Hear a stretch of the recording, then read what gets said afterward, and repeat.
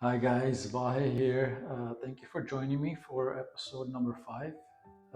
Today I'm actually traveling, so this is a pre-recorded. I'm actually going to Armenia, where I was born, and they're having a watercolor festival. So I'm going to be there until October 1st, and I'll show you guys what we've been up to on Instagram if you guys want to follow me there. But I thought today I'll take the day and do some basics for watercolor, which is very helpful for anybody who's starting out. So I'm going to cover as much as I can in an hour time that I have. And I thought this would be a good time to do it since it's a pre-recording. So I'm going to start off by introducing you guys to my colors that I use. So I use Rockwell watercolors. And everything I'm talking about, I'm going to have a link on Rock, which you could download everything. So after this, you could go there and download everything if you want to. But these are my main colors that I use. And if you go on Rockwell's site, you could use code Bahe, you get 10% off. First, I have it's a Payne's Gray. When I do my tonal studies, I use this one. And then we have a yellow. We have a lemon yellow. And then we have this permanent deep yellow. And I have raw sienna. I have a transparent orange.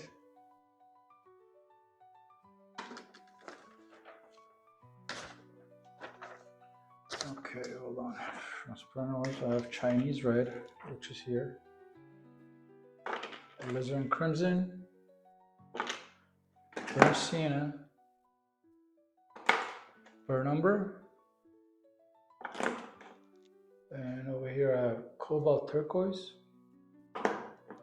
And my two blues are cobalt blue and ultramarine blue. Okay, the reason I'm going over these colors is because this color set is enough to do a lot of paintings. You don't need too many colors. You could use these colors and mix pretty much any color you want. Sometimes I use other colors, but today I'm just going to be covering these, and we're going to do some simple exercises. Secondly, I'm going to talk about the paper. So Rockwell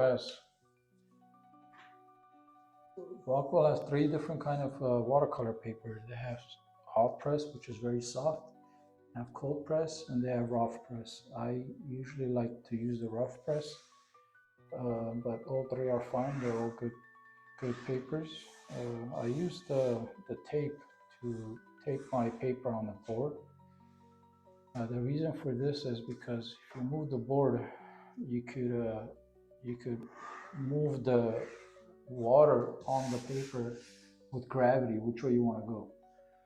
So, or you could use pads, which they sell pads, Rockwell pads, and after you're done, you just put an X-Acto knife here and you take it off. So either do this or use pads, I recommend. For brushes, I use different kind of brushes. I use Escada brushes and I use some square brushes. I like to try a lot of different kind of brushes. So I'm not particularly picky. Rockwell has a lot of good brushes. Here they have these rough brushes you can use for different stuff. So right now I'm just going to show you a few different exercises that you could practice at home. One of the most important things in watercolor is how to do a gradient. I'm just going to use one color and I'm going to go do a gradient on this side, even gradient, and then I'm going to use 2 colors and do a gradient on this other side. The reason for this exercise is most of the paintings that I start out with has a gradient in them, so you want to learn how to do a gradient without messing it up. And in watercolors, it's very easy to mess up because just a few dots of water is going to hit the paper. It's just going to mess everything up, so you got to be very careful. So on this one here, I'm going to take one of these fat brushes And let's say we're just gonna do one color. This one is the transparent permanent deep yellow, sorry. So you can see my palette here. So I take water, you can't see it here, but I have a pot of water that I keep on the side here. And we keep paper towels on the side. I usually put one on the right, one on the left. Just when I get too much water on the brush, I could easily just rub it against the paper towel and that takes it away. I get my brush pretty wet. See if you can see it. There we go. So I get my brush pretty wet and I put the water on my palette here. So I have it at this milky consistency here before I put it on. So what you want to do is you want to start from the top and you want your board angled. Maybe this is angled too much up. I'm going to take it down a little bit.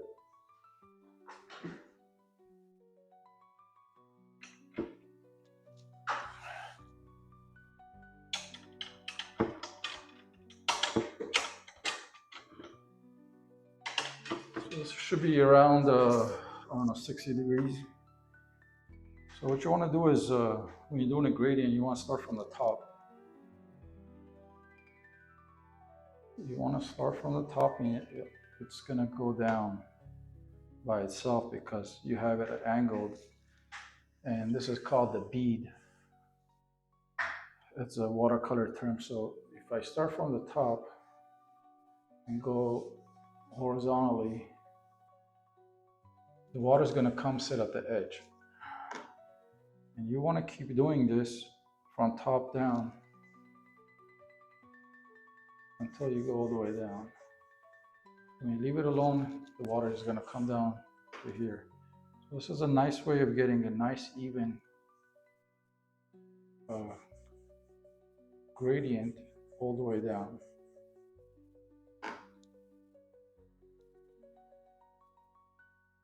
So we're going to go horizontally. We're going to get more paint. There. We're going to take this bead all the way down to the edge. Okay, there. When you get down to the edge of the paper, you always want to clean this part up with the paper towel. The reason being, if you don't clean it up, the water on the bottom is going to sit here and it's going to go up and it's going to leave some marks on the paper. So just clean it up and let it dry. You could use a hair dryer to dry it, but when I'm doing a nice painting and it's not an exercise, I like to let it dry by itself. But just a regular hair dryer, any hair dryer, you just turn it on and don't hold it too close. When you turn it on, hold it a little bit at this distance. You want to hold it at this distance, not too close to hair dryer. But I'm going to let this dry by itself and we're going to do another exercise on the other side. So you see how it's sitting there? You got to be careful. You got to take a dry brush and take that part out. So on this side, I'm going to use two colors to do another gradient from dark to light. So I have my orange already here, so I'm going to keep the orange. And maybe I'll use just another brush. We'll use the Chinese red on this side. I'll do the same thing here. I'm gonna wet my brush. I'm gonna put the paint pretty milky on my palette here. All right. So when I have this consistency of a milky consistency, I'm gonna start from the top. We're gonna go horizontally again.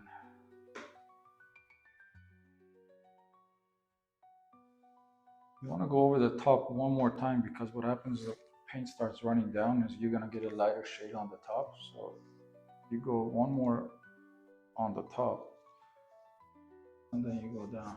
So let's say we're on like all the way here, and I want to change colors. So I'm going to mix on the paper itself. So I would take it,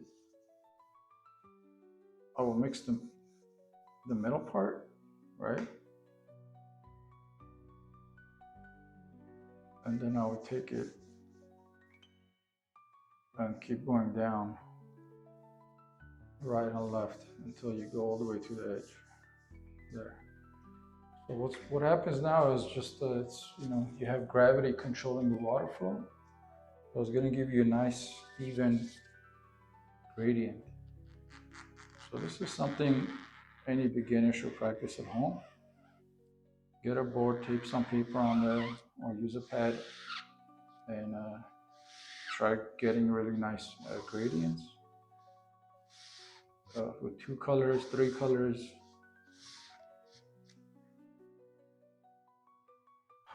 There. So same thing here. I clean the bottom, and I'm going to take a dry brush just to get rid of the water that's sitting on just the tip of my brush there. Okay.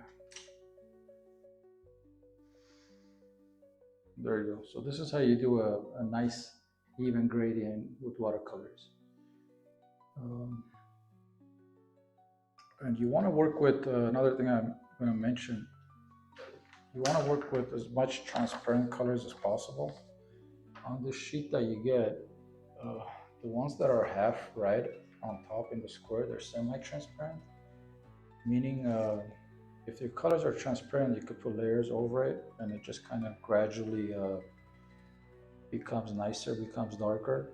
Semi-transparent, it's already has like, I call it half acrylic, half watercolor. It's already a little bit opaque. It's not, so it's hard to do too many washes with it. It gets dirty really fast. So if you're gonna do a lot of washes, I recommend just using transparent colors. My semi-transparents are these 5 here, but all these, the yellows and the Chinese red, it's all transparent colors, so they're good to do washes, just like these.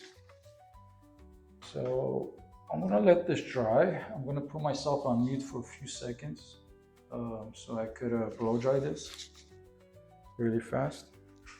And then I'm gonna come back and paint some stuff on top of it. So bear with me guys for a few minutes.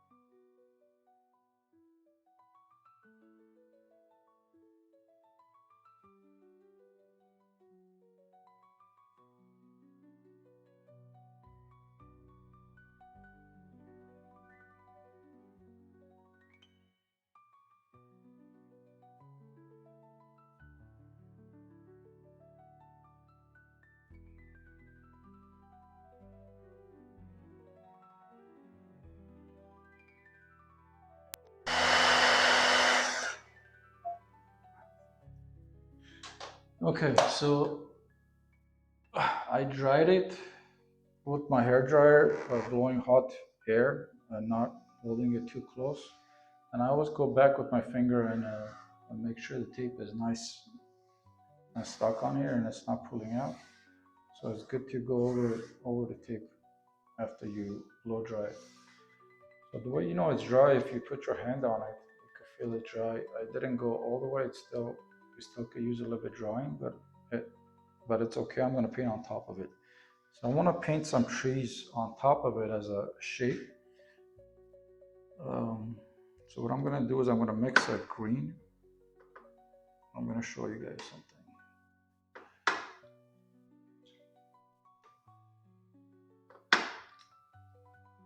I'm going to use two brushes here, a big one and a small one. So, and I'm going to mix, I have my cobalt blue here.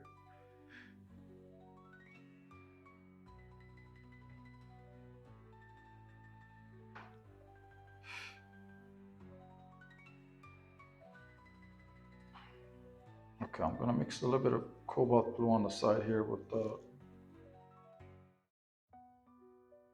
permanent deep yellow. So if I wanted to do a tree here, right, actually I like using these Chinese calligraphy brushes for trees that give it a nice texture. Maybe I'll use that instead. So if I do a shape, I could mix colors on the paper. See how it's I have a little bit of yellow. Oops.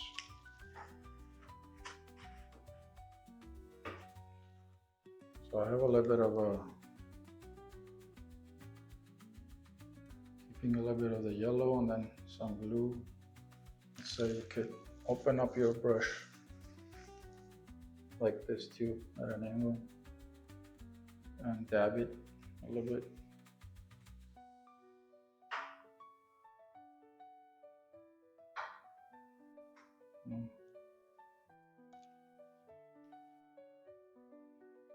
And if this area is wet, it's just gonna mix by itself. The paint is gonna mix by itself, but when it's dry, you can't do that anymore. So you gotta work fast. And I'm gonna keep it as a, one shape, let's say.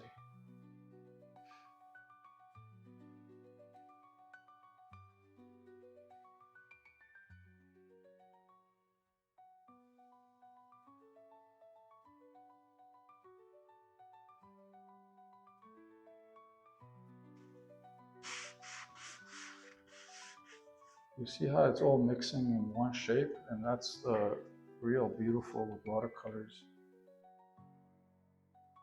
How you could keep one wash and use the water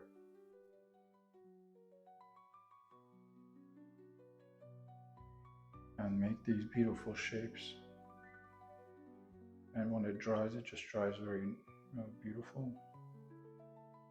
So practice doing this, and you have to do it while it's wet. When it dries and you go over it, you're not gonna get the same effect. So this part is already drying on top, and this part is still wet, so I can mess with it. I'm gonna add some ultramarine on the bottom, just because trees get darker on the bottom because there's no sun hitting it. And we're going to take this color into the stem.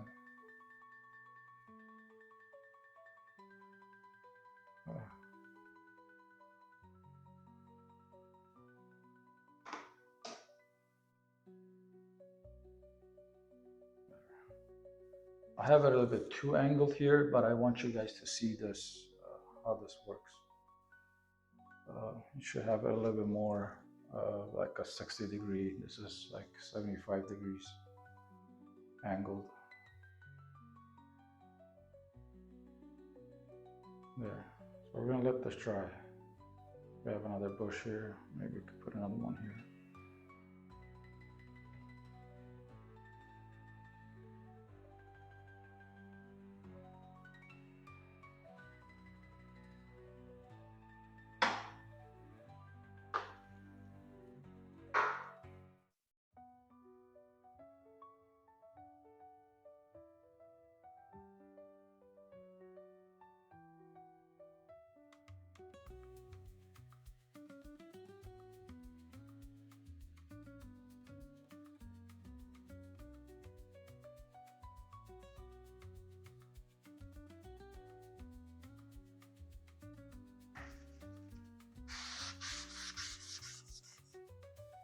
dry yet. On this side, let's do, we could do the same thing again, but using different.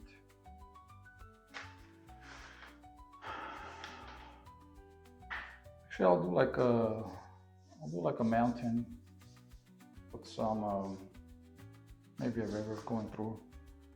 We'll do something different on this side. I just want to show you guys how to work with watercolors. So if I have that color as my background, I'm just going to use ultramarine blue with the Chinese red. I'm going to make it a little bit darker. And let's say we have a mountain on the back.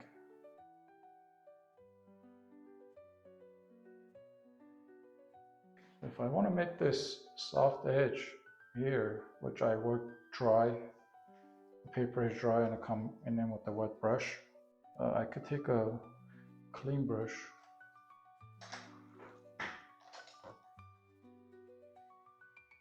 I'm gonna take a fine brush just for fun, and I could hit the edges for it to not be hard edge.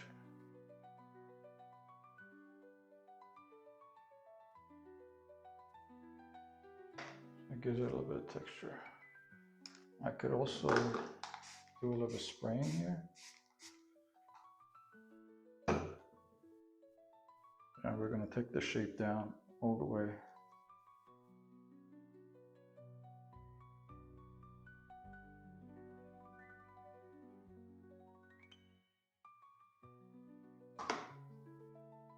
I'm just using two colors here. Just the ultramarine and the Chinese red.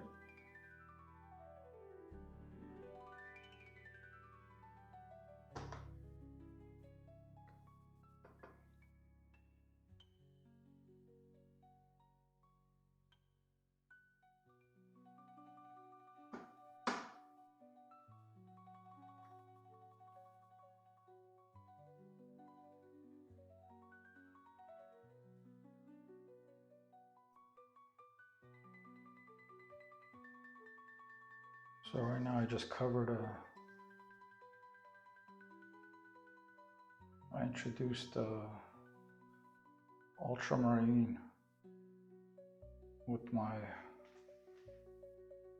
yellow, with the permanent deep yellow, and some red. And let's say this is like a river.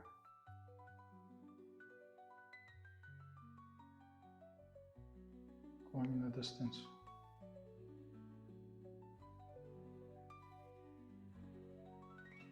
So what I'm trying to say, you go down from top to bottom all the way if you want to finish it up. So then you could come back and make some other trees on top.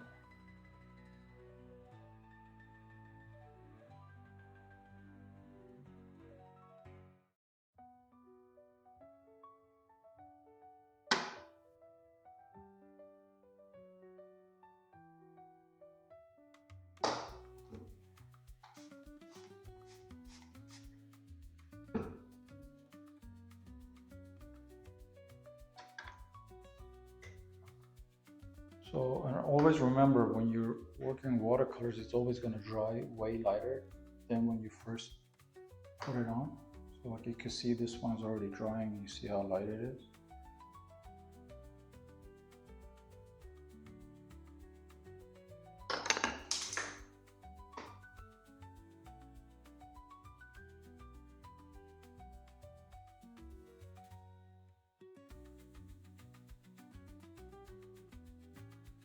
I'm just taking a wet brush and making some reflections.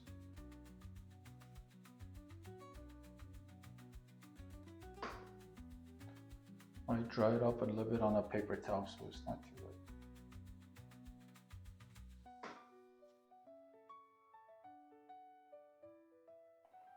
So there, just a simple little exercise that you could try at home. You can let this naturally dry and come back with another layer on top of it, or you could blow dry it.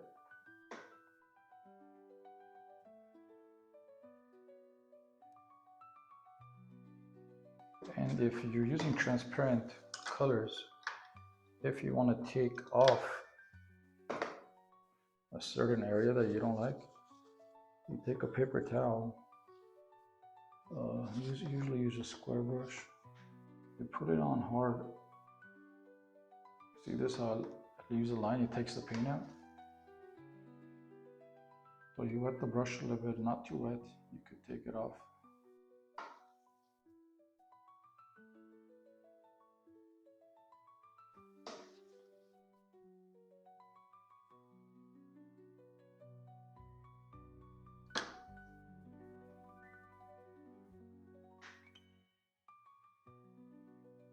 Now let's see if this is the stem of a tree. I could come back and take it off a little bit. Take off the paint and let the bottom color shine through. And when it dries, I'll just go back with the darker shape of the tree.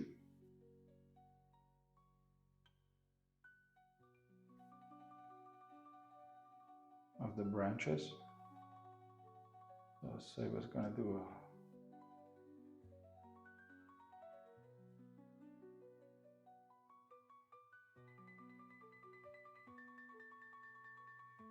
big tree. I'm going to take some raw sienna with my ultramarine blue and a little bit of Chinese red.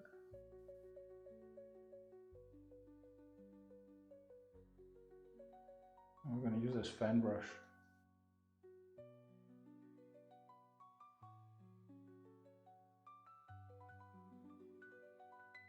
You do a tree that's on top and leaving this nice white here for the branch. It just looks nice, so it doesn't have to be dark color. So I'm going to go a little bit darker on the bottom.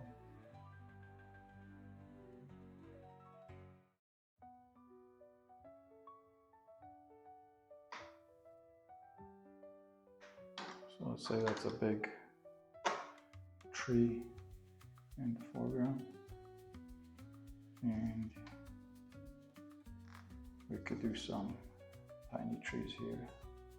So this is just an exercise, guys. I'm not like really painting anything, just trying to show you how to use watercolors. So I do the branches first and then the shape of the tree.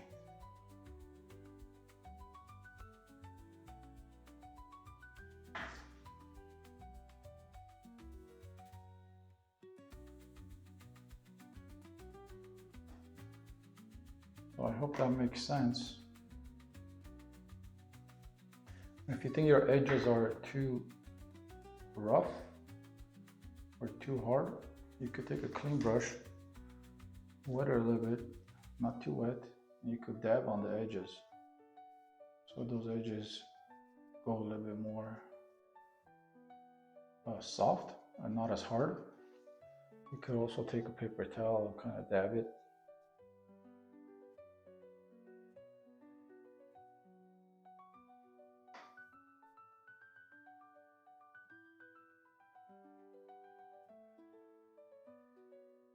There.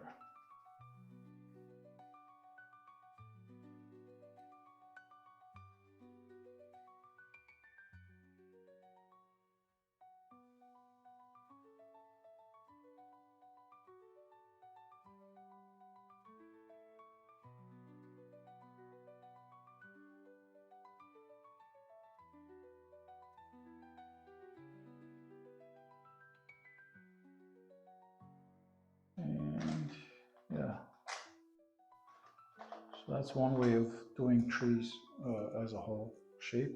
And after it dries, you could come back and work on the stems a little bit. It's still wet. I haven't dried this, but if it was too dry, I would just come back and add some more branches coming out of the tree to make it look more like a tree.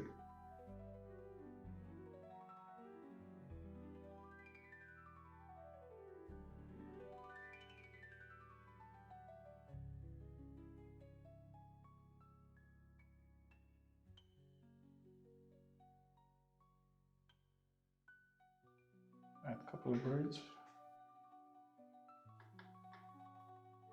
Do your shadow.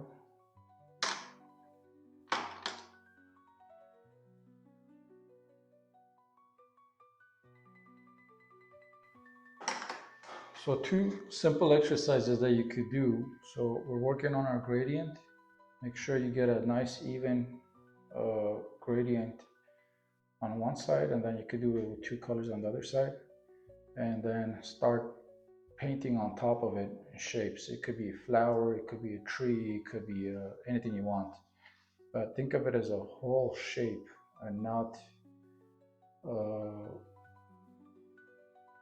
do big shapes. So you could get the water to grate, the water to sit where you want it to go, and with a few different colors make it a shape. So I'm going to show this to you more closer up so you can see a little bit better. So after it's dry, you could take the tape off.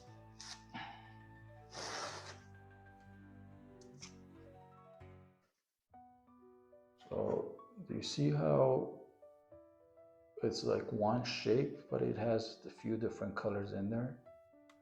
So this is a really nice exercise to keep practicing how to do, because if you're doing a complex painting, this is pretty much what you're doing, but in smaller formats. So practice your gradients and practice your big shapes. Okay, so that's it for this exercise. So one other thing that I wanted to cover, I do a lot of value studies. I'm going to use a pad on this one. So I do a lot of value studies, and I wanted you guys to know on my other videos, when you see me doing a value study, what paint I use. So I use the Payne's Gray. I use this one here. It's just a Payne's Gray. Every other brand has it too. It's not a secret formula. Just a regular gray. So let's say, and I use a lead pencil to draw. I don't want to sharpen all the time, so this is a 0.07 lead. Let's say I'm going to draw a flower or a sunflower. I always, if you've seen my other episodes, I like to do a value study or a color study before I start a painting. It's very important to know your values so your paintings will work.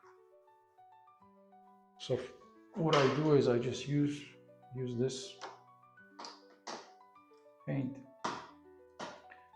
and I draw it quickly, and I think about my values, my foreground, my background, and my middle ground.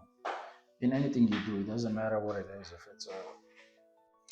If it's a flower scene or a complicated Venetian scene, anything that you do. So one other practice that you could do at home is take your brush again. Let me see what I'm doing. Take one of these are Escoda brushes. I think this is a number 18. I'm gonna try to find the smaller one. I think it fell somewhere.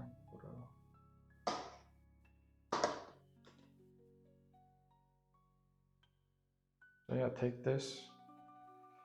Same thing. Wet it. And think about your values. So let's say if this is a sunflower, what I usually would do is I would paint the background as one shape. So go over don't cover the flower, but just cover the background as one shape, and see if you could get a nice gradient doing that. So you could start from the top and do horizontal, right and left, and then break into your flower, let's say. Then you leave that to dry, and then you could come back and work on the flower. But you know that the dark is going to be our background. and the flower is going to be in the foreground. But this way you're differentiating where your background is and where your element of foreground is. So it's going to stick out when you finish your painting. It's going to be very obvious where's the background and what's the foreground element. So I have a little bit of I think a little bit of red mixed into my Payne's gray here, so which is okay. I didn't clean my palette. So make sure to clean your palette if you want the color. If you want the exact color for this exercise, it doesn't matter. It actually looks better with some red in it.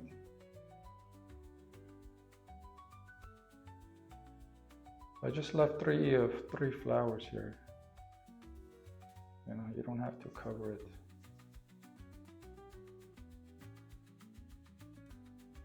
So this way, you know where your background is.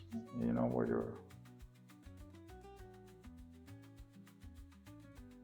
So this is a good exercise to do, to leave your negative space.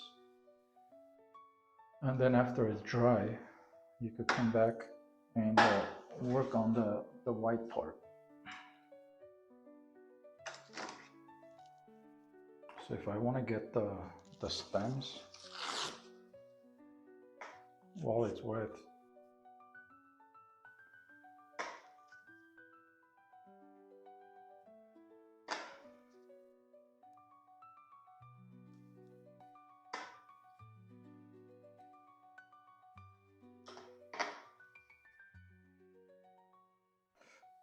you could take off some paint if you want to.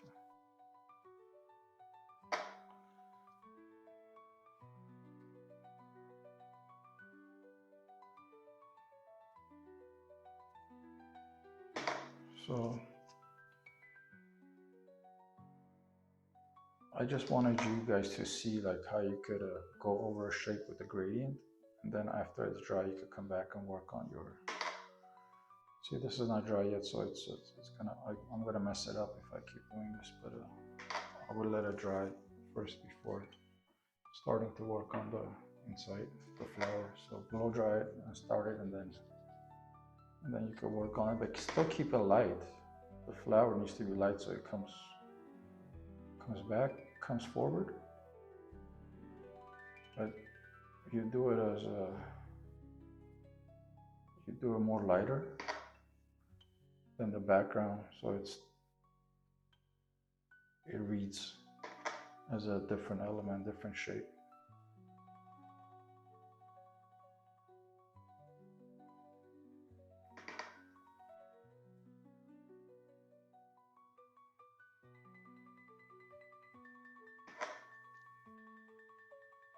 So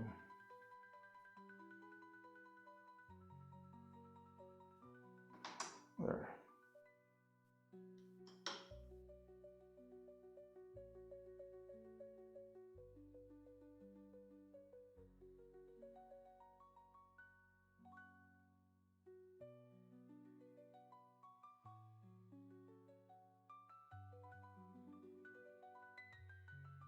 And another way of using a brush is you could dry brush it, meaning that when you take a brush and doesn't have too much water on it, and what I do is over here on my palette, it doesn't have as much water as this first brush did, so it's just a little bit of water, and I could use a napkin on the side and get the water out, and then you just, if you do nice, you could do nice brush marks. You could see how it's leaving a nice dry mark effect. So this is a nice brush strokes that you could do. Let's say there's some leaves in the foreground. Then you could work on your flower in the back.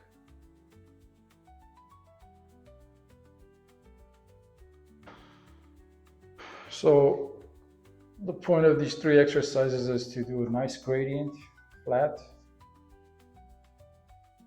two-color gradient and try to leave some shapes in the foreground, go darker in the background, and then come back. You can work on those elements and still leave the white, because the white is our you don't use white in watercolor. You could use like a gouache at the end, just do some very tiny marks as highlights, but you usually don't use any white, so you leave your paper white.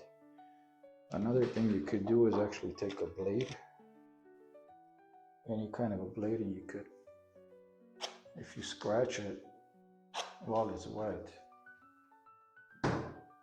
you'll leave some scratch marks, which is kind of cool. I do this on different occasions wherever I see fit. It just takes the paper out. It takes the paint out and it leaves the white paper on the bottom. See? Or you could use just any white. That's gouache.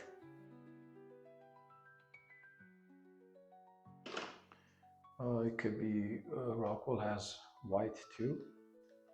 You could use their white. What I do is I just take like a Chinese calligraphy brushes. They're very thin.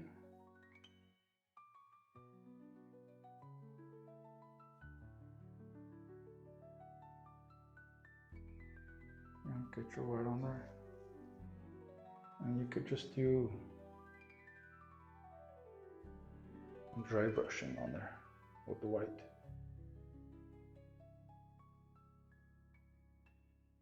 Which gives a cool effect. But just be careful not to overdo it, because this is not acrylic painting, it's a watercolor painting. So if you are going to use white, just hit a few marks, don't overdo it.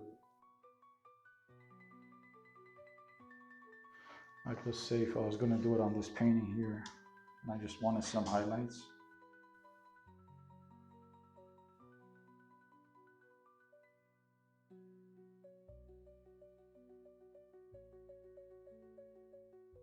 Just a couple tiny marks where you want your eye to go. You don't want it all over the place. It's not a Christmas tree. So this one's almost dry. Let me show you up close so you can see the texturing. And I think both of these were on cold press paper. Now you should use all three and see which one you like. I prefer the rough and the cold. So we got a nice depth here from the mountains in the background, coming forward with the river going through, and some dark trees in the background, and I put this a little bit back in the distance. You know, this is just an exercise just to show you how to use watercolors. So again, and this one's completely dry. So it's more, I wanted you guys to practice the gradients, because every painting, no matter how complex, starts out with a gradient. And if you don't know how to do a gradient, you're not gonna have a successful painting. I'll do one more gradient before we go. And I'm gonna do with three colors, so you guys can practice that too. So once you're done with the pad, the easiest way to take these off is there's a small hole here on the side, and you take a blade or a credit card. You could take a blade or a credit card and just go around it, and then it'll just come off.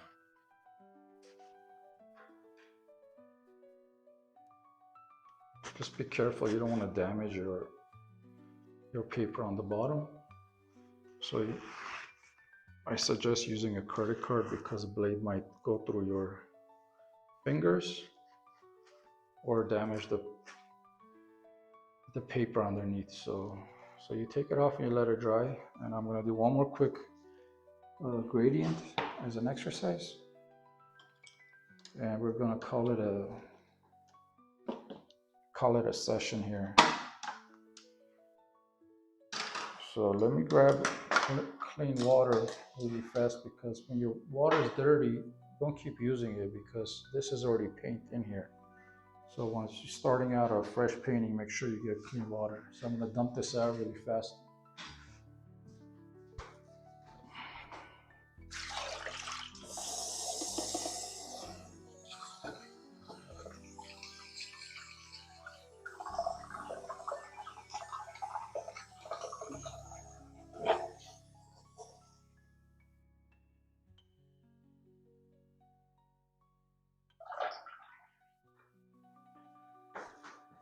So I dumped it out, I got clean water.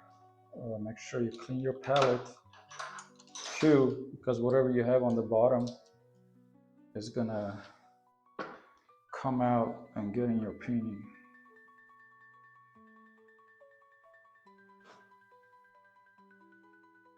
So if you're doing a 3-color gradient, I would still take 3 brushes. So I'm gonna use ultramarine blue.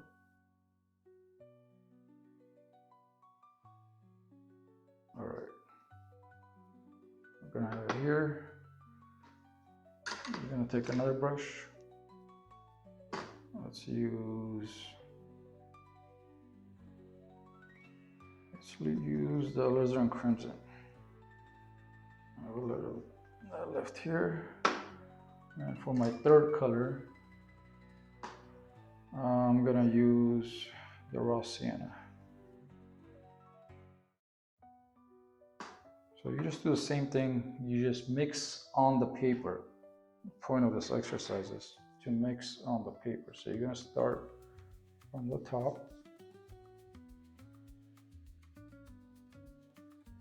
right? And then mix your other paint.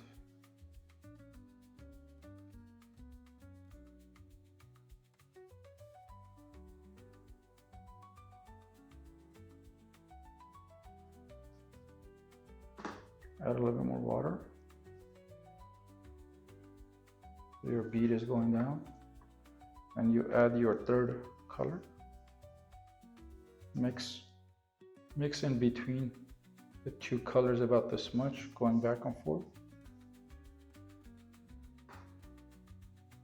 You get more paint and you take it all the way down. So when you have a big painting, this is a small canvas, the small paper, it's gonna get harder to do because one drop of water messes up your gradients.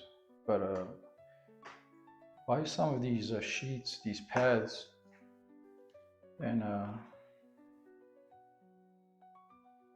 even on pads, if you're using pads, the water is gonna sit on the bottom here, you see that? Just take a paper towel across it on the bottom and it'll take that water away. So once you let this dry, you'll get a nice gradient, and it's gonna dry lighter than what it is. So I'm not gonna dry this because I think we're running out of time, but I just wanted to show you how to do gradients and going back to the basics, and how you could just use this 12 colors, and you could get a lot of paintings done with just these 12 colors. You don't need that many colors. You can mix your greens with the yellows and the blues, and you could get different shades of greens, and you could do a lot of different landscapes, a lot of different paintings with these 12 colors. Try to keep everything as simple as possible. I always think in doing any kind of painting, simplicity is the key, and not getting too complicated. You want to simplify as much as you can your shapes, your values, to get a nice painting. So I hope you guys enjoyed this session and you learned something about gradients and how to do nice gradients. And if I want to get one last thing before I go, if you want to get a texture on the paper, let's say what, you could take a spray bottle and spray some water on it. I'm doing it from a little bit far, so it's not too drippy. You see how nice texture you get. The water goes on there, and the bottom of the paper, which is the white, comes out.